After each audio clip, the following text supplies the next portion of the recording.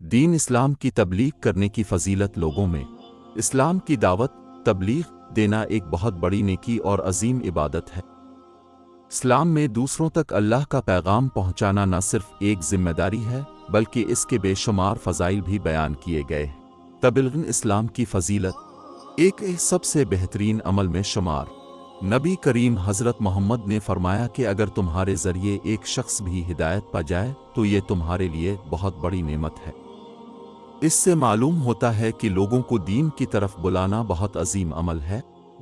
جاری رہنے والا اجر صدقہ جاریہ۔ جب آپ کسی کو نیکی سکھاتے ہیں اور وہ اس پر عمل کرتا ہے تو آپ کو بھی اس کا ثواب ملتا رہتا ہے۔ یہ ایسا اجر ہے جو مرنے کے بعد بھی جاری رہتا ہے۔ انبیاء کا مشن۔ تمام انبیاء جیسے حضرت نوح علیہ السلام اور حضرت ابراہیم علیہ السلام کا بنیادی کام اللہ کا پیغام لوگوں تک پہنچانا تھا۔ اس لیے تبلیغ کرنا دراصل انبیاء کی سمت پر عمل ہے۔ معاشرے کی اصلاح۔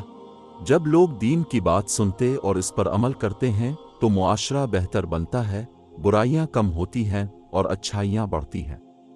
تو اللہ کی رضا کا ذریعہ۔ جو شخص خلوص نیت سے تبلیغ کرتا ہے وہ اللہ تعالیٰ کی رضا حاصل کرتا ہے، جو کہ سب سے بڑی کامیابی ہے۔ خلاصہ، تبلیغ اسلام نہ صرف ایک ذمہ داری ہے بلکہ یہ انسان کے لیے دنیا اور آخرت دونوں میں کامیابی کا ذریعہ ہے۔ نرمی، حکمت اور اچھے اخلاق کے ساتھ دین کی دعوت دینا سب سے مؤثر طریقہ ہے۔